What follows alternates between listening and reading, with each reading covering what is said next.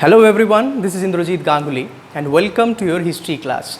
Dear students, in my last class I have discussed with you the topic number 1 from the chapter 9 Kings and Chronicles and also discussed with you about the establishment of Mughal rule in India and how did the Mughals consolidate their power in India. Okay, in my today's class I will discuss with you topic number 2, the production of Chronicles. Okay, remember students, the Chronicles are very important historical document to know about the medieval period and know about the Mughal rule in India. Remember students, historians took several measures to reconstruct the history of medieval India from these chronicles. Now the question is, what is chronicles, right? We can say that chronicles is a historical document, important historical document which was written according to their occurrence. The example of chronicles can be government records, okay, commercial records, biography, autobiography, personal letter, etc. can be the example of chronicles. Okay, now let's have a look onto the importance of chronicles. The Mughal court chronicles written in Persian. Okay, remember students, let me tell you important and interesting fact that the use of Persian was started during the rule of Akbar. Okay, but the thing is that the Mughals were Chagatai Turks. This is their race. Okay, this is the race, this is the caste or this is the groups they are belongs to. Remember, they are Muslims, but they are Chagatai Turks. Now, let's have a look onto the interesting things of Mughals.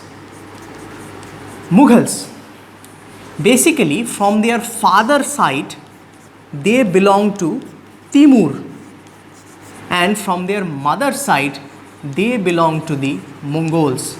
I hope you remember that who are Mongols. In class 11, in chapter 5, you read about the story and the history of Genghis Khan. So, from their mother side, the Mughals belong to the Mongols, and from the father side, they belong to the Timur.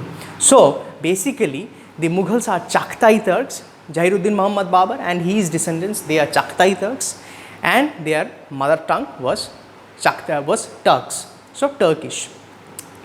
But gradually, Persian was used in the Mughal courts in a large manner. Now, what was the reason? The reason behind it is that Iranian and Central Asian migrants, okay, they often visited the Mughal courts for seeking job.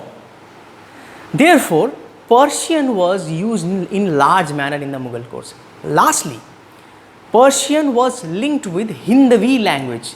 Hindavi is a type of a language, Hindavi is a type of a language, it is a early form of Hindi, and Hindavi is a language, it is a mixture of Hindi and Urdu. So, Persian and Hindavi and other languages, they mixed up, and in this way Urdu developed. Okay, so during the time of Akbar, and many books written and translated in Persian. During the time of Akbar, remember students, Akbar was a basically illiterate person, but he took special care for the translation and for the development of education and for the translation of different books and written of many historical documents and official documents. During the time of Akbar, Akbarnama was written. Remember, Akbarnama was written by Abul Fazl. In my next topic, I will discuss you about the importance of Akbarnama. Badshahnama was also translated in Persian. Badshahnama is the autobiography of Jahiruddin Muhammad Babur. It was written in Persian and he also translated about Badshahnama. And you will be surprised to know that Humayun's stepsister Gulbadan Begum, she wrote a document, she wrote a biography of Humayun named Humayunnama. Okay, and Akbar translated the document in Persian, and you will be surprised to know that Akbar could not read obviously because he is illiterate, but Akbar knew about his father Humayun from this book Humayunnama, because Akbar could not see his father. So when he was 12 to 13 years age, his father died, and he knew about his father from his book Humayunnama. So Humayunnama also is translated in Persian. Next, Akbar was a very secular person and he wanted to know about India because Akbar was born in a Hindu family. When Humayun was wandering in a different places for capturing the power of Delhi, Akbar was born in a Hindu family and his mother was Hamida Bano. So Ramayana and Mahabharata also translated in Ramayana, Mahabharata, even Panchatantra was translated in Persian. Remember students, all books were handwritten and manuscripts, obviously because printing was not developed. The center of manuscript production in Mughal Empire was Imperial Kitabkhana or library. Now, how was these manuscripts produced? Basically, paper makers prepared the folios of manuscripts. Okay, paper makers prepared the folios of manuscripts.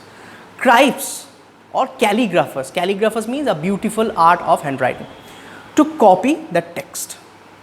Gilders to illuminate the pages. Painters to illustrate scenes. And bookbinders gather individual folios and set them with ornamental covers. So in this way the manuscript produced. Okay, and you can see in the Mughal books a beautiful, basically in the borders the calligraphy was used and they also used the paintings. Because of the uses of painting, it was a development of the Mughal paintings, and that could develop the importance of these books. Okay.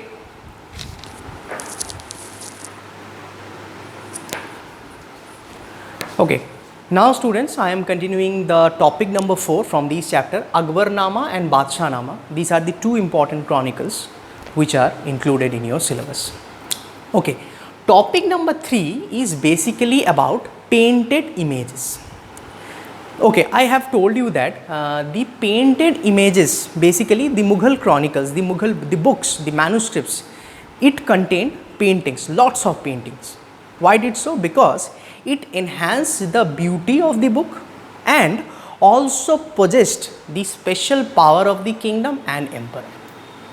Abul Fazl once described these paintings as magical art because he believed that the painter has some special power to give some life in a non-living things. But the Muslim ulemas, the Muslim religious teachers, they did not support the painting of human body, because according to Islam, according to them, the portraying of human body was completely rejected by Islam. So we can see there are lots of debates and lots of controversies are there between Mughal emperor and the ulemas, because they did not support the painting of Mughal Empire. Whenever you open internet and you search the Mughal paintings, you can see lots of valuables and important paintings. It was the painting about the hunting procedures, the painting about the personal times that Mughal emperor spent with his queens or with his courtiers or ministers. Okay, the painting is about the courtiers, about the meetings in the courts. Okay, and the paintings are about the Mughal palaces. So lots of paintings generally found in the Mughal you can find in the internet, and these Mughal painting became very popular, and these paintings are included in the book. And the Mughal painting reached its peak during the time of Jahangir. Okay, so let's have a look onto the topic 4, that is Akbarnama. Akbarnama was written during the time of Akbar. Obviously you can see it is the autobiography of Akbar, and it is a biography of Akbar, and it is written by Abul Fazl. Abul Fazl, he was a great scholar of Arabic, Persian and Greek. Okay, these books were divided into 3 parts. The first 2 are chronicles, general documents, and the third part is known as Aini Akbari. In the last chapter, that is chapter number 8, there was a detailed discussion about the Aini Akbari. From these book we have learned lots of things about the agrarian society of Mughal India. You could find lots of important things from the agrarian society of India from this book, Ain-e-Akbari. And also in this book there is a detailed discussion about geographical position of India, social structure, administrative reforms, cultural sites, all things are described in these books. So Abul Fazl wrote these books in a very nice manner, and these books became a very important documents to know about the history of Mughal India. Another book is there that is called Badshahnama. This book is also can be said as Badshahnama. Okay, this book was written by Abdul Hamid Lahori. Remember students, Abdul Hamid Lahori, he is the court poet of Shah Jahan. So he discussed about the system of during the time of Shah Jahan. These books had 3 volumes. The first 2 volumes was written by Abdul Hamid Lahori, but the third volume was written by Sadaullah Khan. Okay, when the British rule was started in India, the British government decided to know about India. So therefore, they also started the proceedings of translation of Akbarnama and Badshahnama. Akbarnama was translated in English by Henry Beveridge. Akbarnama was translated in English by Henry Beveridge, and only excerpts of Badshahnama have been translated in English, not the whole book. Okay, this is it for today. In my next class, I will tell you about the ideal kingdom and the rituals and customs in the Mughal courts. Thank you and have a nice day.